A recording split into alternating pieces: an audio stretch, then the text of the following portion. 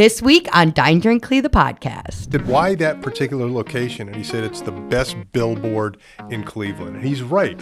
It's also just great, I think, marketing. You put Urban Meyer's name on it. Every OSU fan's going to be like, what's that about? So, oh, yeah. And he will be at the opening. I think that's very important. I would just imagine, from a business standpoint, everybody's cooking at home. I'm going to just close my doors. But apparently is there a change of culture around that? I think COVID really changed a lot. Because I think, especially during COVID, Thanksgiving was really weird. A lot of us, it was smaller groups. And it was like, why am I going to cook a whole turkey when I could do takeout? And I think a lot of people ended up really liking it because they're like, Jace was really saying it was so fun for them to be able to have eggnog spiked ice cream.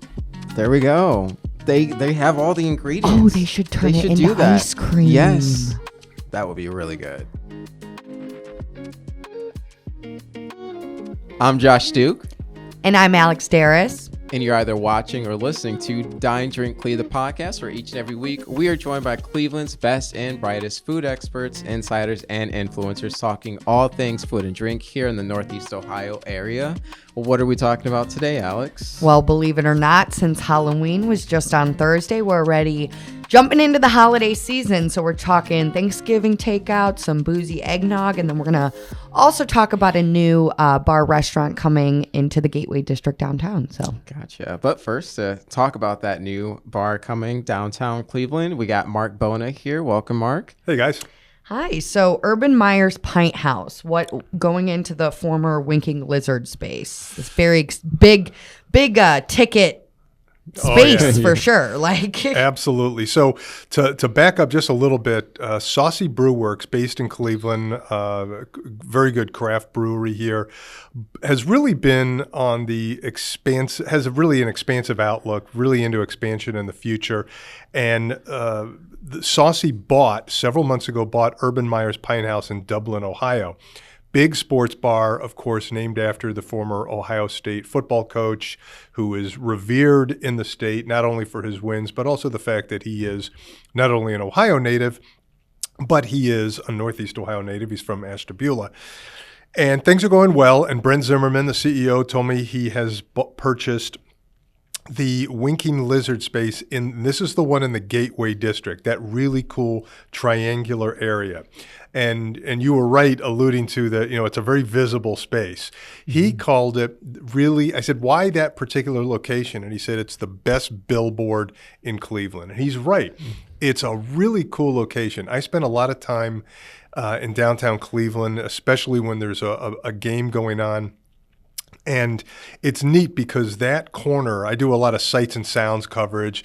That corner, catty corner, is the Clevelander and AJ Rocco's with one of the largest patios in downtown Cleveland. You have Whistle and Pig. You have other places. You have 3 different streets converging all at the same time. You have Huron and Prospect and East 9th, people coming this way and that. It's really, really cool. There's a lot going down there. And it's going to be a good location. He promises elevated pub fare. And I really like the fact that he says this is really going to be, we're going to focus on the TV watching, the game watching experience. And I said, well, there's a lot of sports breakers. No. You can hang TVs on a wall. That's not necessarily the best thing to do. I think what he wants to do is create, if possible, stadium seating. This is kind of a big thing in large cities. And he said, and he's right, we really don't have this anywhere in greater Cleveland right now. So stadium seating in a bar is really neat. It's really not meant for eating. It's meant for watching TV, having a beer, giant benches, almost like you're in a bleacher. So everybody's view of the large screen is great. You're not being blocked or anything like that.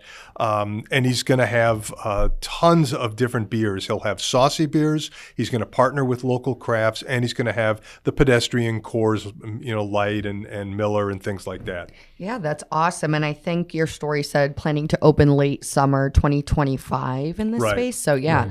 And what else will kind of, aside from just the average person walking in on the street to get a beer and watch a game of some sort, what else does this space kind of have to offer? Well, he said actually his company is in need of some office space, so he's going to have offices there. But he's really big, as are every brewery, winery, and restaurant owner, on private event space. So this space, if you know it, it's multi-story. It's that weird triangular. It's a very cool space. I've always liked it. Well, it's also been weird because I think Winking Lizard closed in 2021. Right. So it's been weird that it's been empty. Like it looks like something's missing there. Right. Like, No, you're absolutely right. It does. And every time I walk by, I can't help but see, they've still got the lease sign in the windows. But he's real big on private event space, and he thinks he can incorporate that into whatever layout that he does there. So that's going to be neat. He's got a room in the Dublin Urban Meyer's Pint House called the 7-0 room, which is a reference for those who follow Ohio State football. That was Urban Meyer's record against Michigan. Yeah. He was undefeated, a big deal. They may do something like that. It would be very endearing to fans in this area. Well, yeah, and just like with it being such a Ohio-centric sports bar in the Gateway District, it just seems like a no-brainer option to add there. It's like something that it's like surprising it's not already there, you know? That's a great point. I am too, and I really do think he's hit upon that location primarily also because of what I said earlier about the Clevelander being so close, AJ Rocco's, the other spaces. When you have a big game, that energy feeds off each other. I mean, that Clevelander patio is so big, they will always set up an outdoor bar there. It's just, I like that energy. I think it's cool to see. Yeah, and so obviously they also have Saucy Brewworks. So I was wondering if they put any thought into maybe putting Saucy Brewworks right there, like a location for that. Yeah, I guess why did they opt to kind of expand the Urban Meyer Pint House brand instead of Saucy, I guess? Because I think Saucy does have a pretty good footprint already established in Cleveland. It's based here. Urban Meyer's is not here. And I think they're two different things. You know, Urban Meyer's Pint House is a bar. Saucy is a brewery. Saucy, you're only going to find pretty much their own beers. This can have everything. I think he's doing a smart thing by having his own beers, other crafts, and then the pedestrian ones as well. There's going to be something for everyone. It'll be interesting to see what he does with, I like the term elevated pub fare. Yeah. I think that is a little step above, but it may not be too fancy. It definitely won't be too fancy. So this should be fun. And you're right. It'd be target opening date is late summer of next year. Yeah. It might be just as elevated and bougie as, I guess, the sports booking room in Jack Casino. There's like a sports lounge where you can go. Oh, the sports betting room? Sports betting. Yeah. There's a name for it. But anyway, yeah, it sounds like it could be like that when you're talking about stadium seating. That's the most nearest thing that I can think but of. not at a bar. Yeah, but not at sure. a bar. That's super, super different. I'd like to experience that for sure. Yeah, and it seems, like I said, perfect location next summer. Yeah. Hopefully we have a lot to root for the Guardians again. And it seems like it's also just great, I think, marketing. You put Urban Meyer's name on it, every OSU fan's going to be like, what's that about? So, and he will be at the opening, I think. That's very important to note. And I'm sorry, what can you tell us about the Winking Lizard that was there and why it closed? It closed. It was a COVID casualty because it was right around that time. And they were looking at other spaces. They also had the one in the Galleria. They moved across the street, which was a better layout for them. And that's primarily it. Okay. And the Lizard has focused. They've changed their focus a little bit from beer to bourbon over the last couple of years. I've noticed that too. Yeah, it's pretty interesting. Yeah, and it seems like, honestly, like downtown for a while, it was just like, okay, there's probably a Winking Lizard closed, but you don't really know where it is. But it does seem like that new location is a little more visible, central. Like the Galleria was a little weird. Yeah. So, no, but very cool. More new dining options coming to downtown. Hey, are you there? You kind of look like you like pie. Do you like pie? Do you happen to like the Great British Baking Show? Well, do we have an event for you? The Great Grog Bake Off, the 3rd edition, is happening November 19th at the Grog Shop, and Josh and I will be your hosts. So amateur bakers will be competing to see if their pies can outbeat their other amateur bakers. Yeah, so we'll be there to look cute, have fun, as we do here on the podcast, but in person. So we want to get to see you and have fun and joke around and sort of crown the next grog shop baking king or queen. Yeah. And taste a lot of pie. So make sure you go to the Grog Shop's website to buy your tickets if you want to be a spectator/sampler, or if you want to sign up to participate to bake. So November 19th at the Grog Shop. See you there. All right, and so Alex, you're helping out a lot of us people who don't cook at home by giving us and compiling a list of locations where people can order takeout and maybe go and dine and eat there. So tell us a little bit about sort of your findings in that space. Yes, like I said, we may just be getting over Halloween, but I've been deep in Thanksgiving mode. I'm putting together 2 guides, one for takeout options for people who want to order ahead and have the meal at home, and then restaurants that are going to be open the day of. And the takeout options this year, I mean, it seems to be a concept that's really growing. I think people get really overwhelmed with the idea of cooking Thanksgiving, especially for a big group of people, whether or not it's going to be good. I mean, I think we all have felt grocery prices getting more expensive. So it's like, is it just more cost effective for me to get it from a restaurant I know is going to be good? So there's a lot of places doing different things. Like you can go all the way to Ohio City Provisions, which we've talked about a few times here. They have the pasture raised turkeys, and they'll brine it, they'll smoke it, they'll do all, or they'll give it to you raw too for you to cook yourself, kind of thing. There's a lot of restaurants doing full kind of meals like that, like Village Butcher in Mayfield Village, Gervasi Winery in Canton. We got some vegan options with Birch Cafe and Squash the Beef. And then you have other places that won't do like the full, I guess, the turkey. Like Cordelia on East 4th, they're doing all the fixings. So you make the turkey, you can buy all the sides and stuff from them.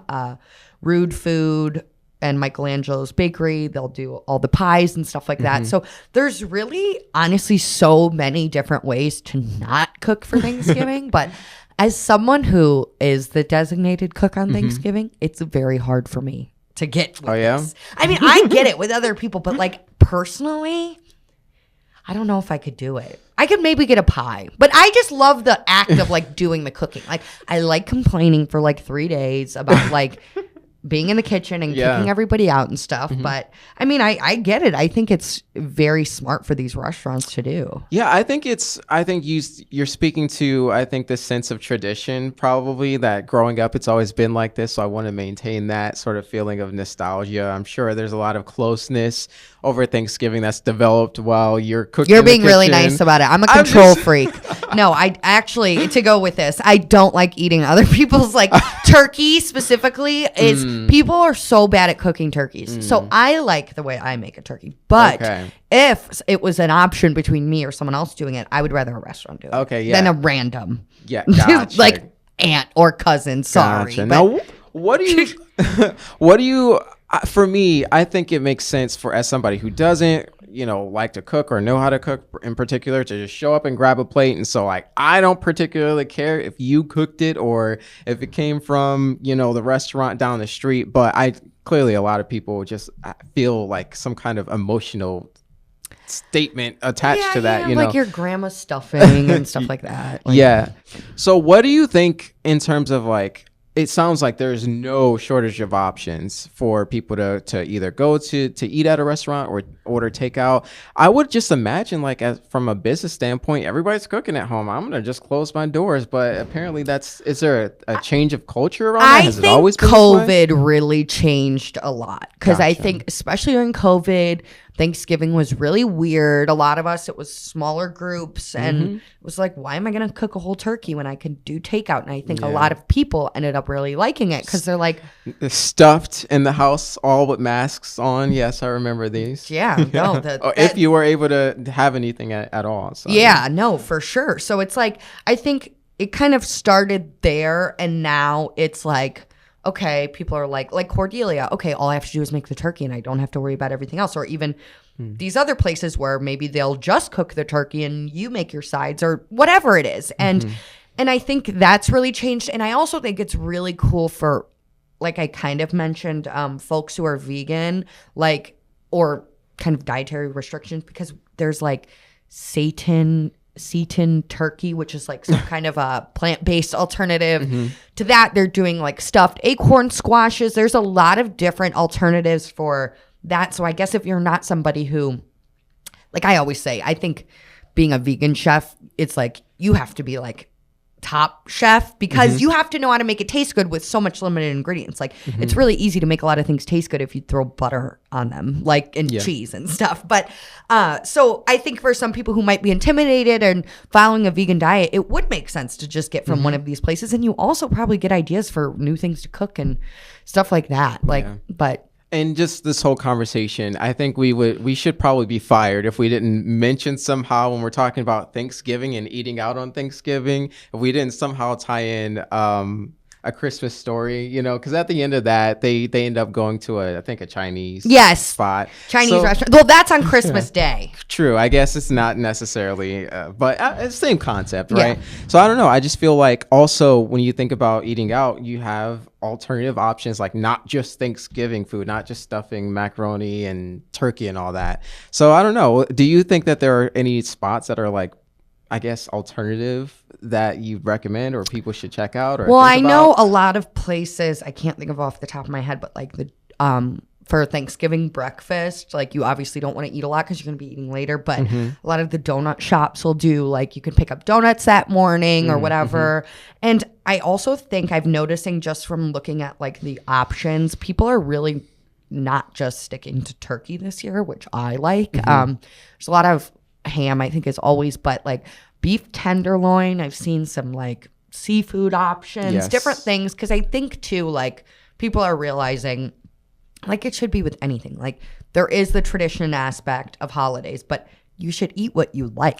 Don't buy a 20-pound turkey if you're not going to eat it. I almost think if you go to a Thanksgiving meal thinking that it's just going to be traditional food and you see something like orange chicken, that orange chicken is going to be the first to go. I don't know. It's just my thinking. It's like if you're not expecting this, you know, kind of divergent menu item and you see it, I don't know. No, yeah, like that doesn't make sense because that's my family's Puerto Rican, so we always have rice and beans. And whenever someone else comes to like our Christmas or Thanksgiving, that's like they're like that was so good because they don't get it. And but I don't know. I like the classics too. Though. But you also have to keep in mind a lot of people are jumping from Thanksgiving meal to Thanksgiving meal that day. So like something different to be offered. I don't know. That says a lot. No, that is true. And I also think too, it's just like sometimes a restaurant, like you can try to recreate it all. Like Cordelia, for example, like they have so many dishes. I could probably try my hardest to recreate and it would never taste the same as from them.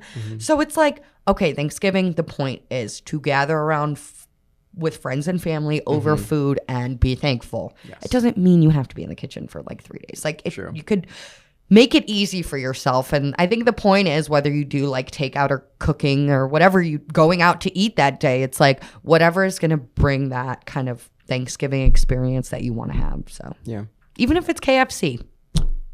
Yes, heavy on the KFC, but probably more so Popeyes. But that's a conversation for another day. You know what? A famous bowl is basically Thanksgiving. We're not going to get into that. But kind of sticking with the holiday theme and going even further, we're already thinking about Christmas. Yes. Are you ready? No, not at all. But I just wrote a story. So Hartzler Family Dairy is a really popular Northeast Ohio-based dairy brand. I think they're located in Worcester.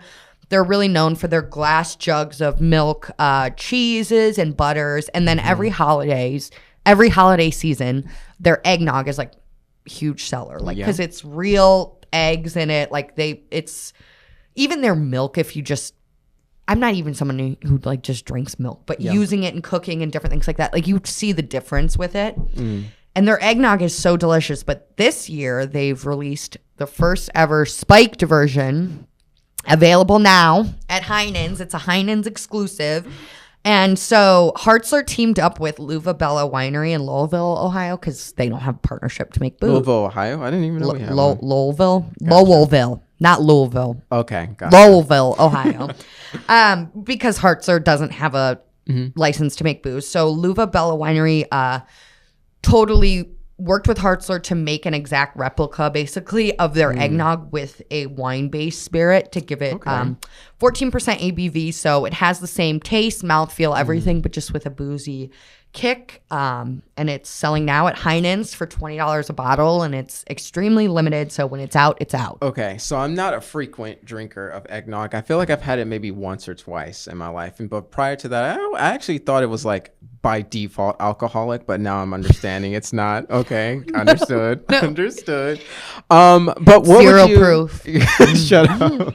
So what would you say the difference between, I guess, an eggnog, the flavor that it gives, versus like a rum chata or something that's creamy and alcoholic and sweet?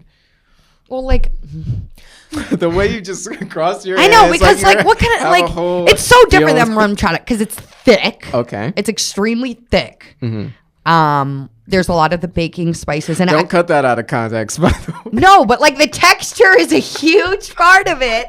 Okay.